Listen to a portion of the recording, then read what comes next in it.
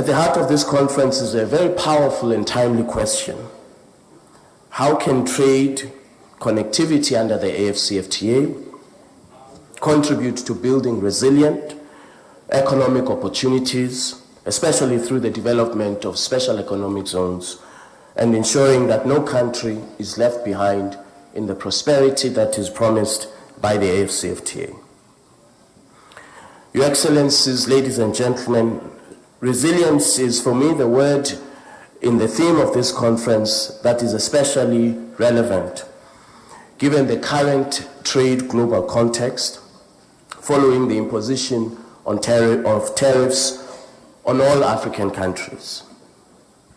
We know that African countries will be negatively impacted by the imposition of these tariffs, mainly those countries that export to the United States under AGOA. We therefore must take this crisis as an opportunity for our continent to seize the moment, and an opportunity to deepen and accelerate intra-Africa trade.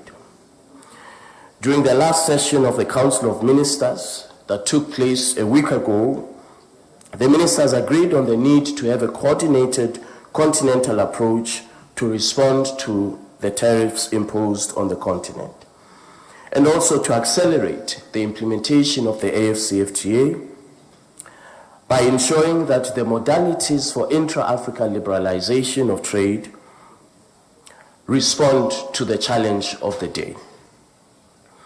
This includes acceleration of Africa's industrial integration, as well as integrating Africa to her own, the African AfCFTA market, to her own special economic zones for production. We are indeed navigating a very challenging global landscape that will require strategic responses, that will require us to double down on economic resilience and diversification of our export markets. The strategic location of Djibouti presents an opportunity to the entire continent for us to forge trade and investment relations with countries that are proximate to Djibouti, such as the GCC countries. By collectively working to create a more resilient economic foundation, we can achieve greater self-sufficiency as a continent, increase trade between African countries, and develop truly continental value chains that benefit all countries across our continent.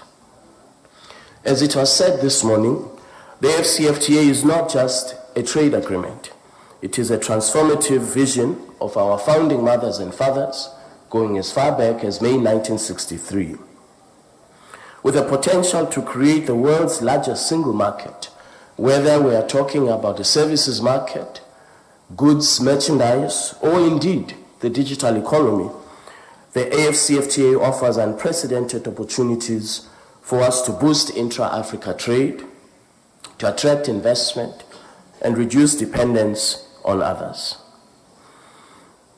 As we speak today, Your Excellency, out of 55 state parties that make up the African Union, 49 have successfully undergone the ratification process, which means that 49 members of the African Union out of 55, 49 members of the African Union have accepted the obligations to reduce and eliminate intra-Africa barriers to trade.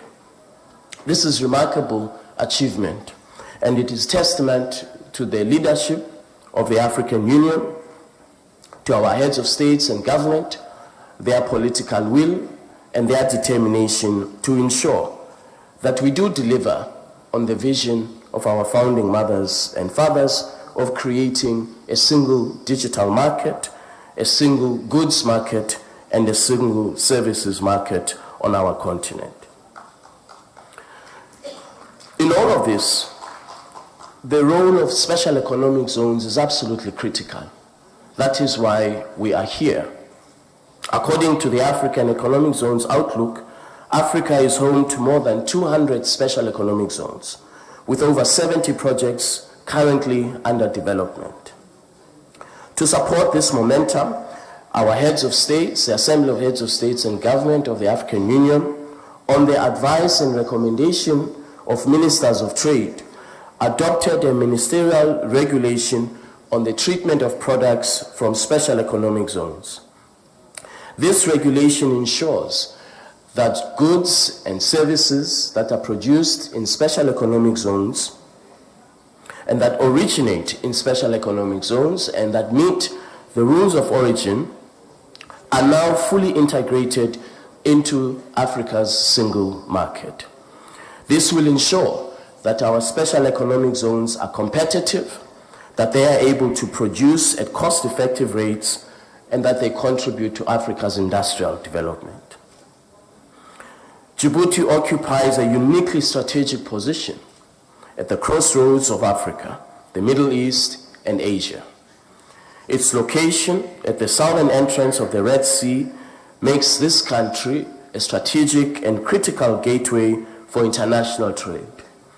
Enhancing regional integration and supply chain connectivity within the framework of the AfCFTA is a mutually shared goal between the government of Djibouti as well as the African Union.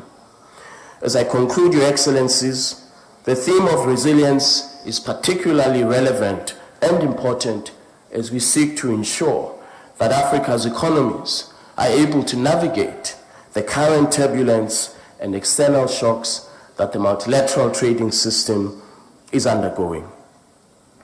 As we embark on these discussions over the next few days, let us remember that the AfCFTA is an initiative by our heads of states that required collaboration at regional level and continental level, and more importantly, that requires collaboration between the private sector and governments.